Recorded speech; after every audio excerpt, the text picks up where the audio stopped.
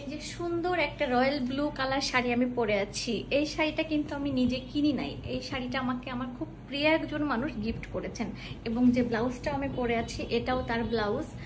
তো আমি একটু পিন আপ করে নিয়েছি। কে কিনে দিয়েছিল তাকে এখন দেখাবো এবং তার মুখ থেকে শুনবো যে এই সুন্দর শাড়িটার ইতিহাস কি। চলে আসেন। এই যে উনি আমাকে শাড়িটা গিফট করেছেন। একটু শাড়িটা আমাকে কেন দিলেন আর এই শাড়িটার ইতিহাস বলেন। পুরনো শাড়ি কেন দিলাম? পুরনো শাড়ি ভালোবেসে দিয়েছেন। হ্যাঁ, তার একটা কারণ আছে। কারণ এটা আমি পুরনো বলাতে আপনারা বুঝতে পারছেন এটা পুরনো। আসলে দেখেন তো পুরনো লাগে কিনা।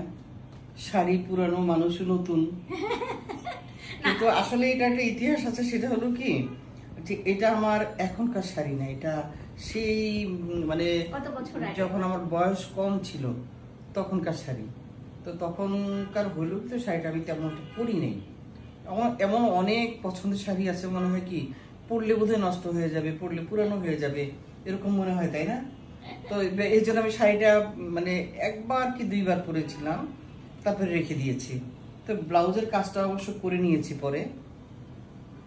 তো এরপরে কিন্তু আমার খারাপ লাগতো যে এরকম একটা শাড়ি আমি পরছি না, মানে খারাপ এই জন্য লাগতো যে এখন তো আমার সেই আগের বয়সটাই মোটা হয়ে গিয়েছে না, এই শাড়ি পরলে আমাকে ভালো লাগবে না। একদম স্ট্রিম ফিগারের, সুন্দর ফিগারের কেউ যদি পরে তাহলে শাড়িটা চমৎকার লাগবে, মানুষটাকে ভালো লাগবে।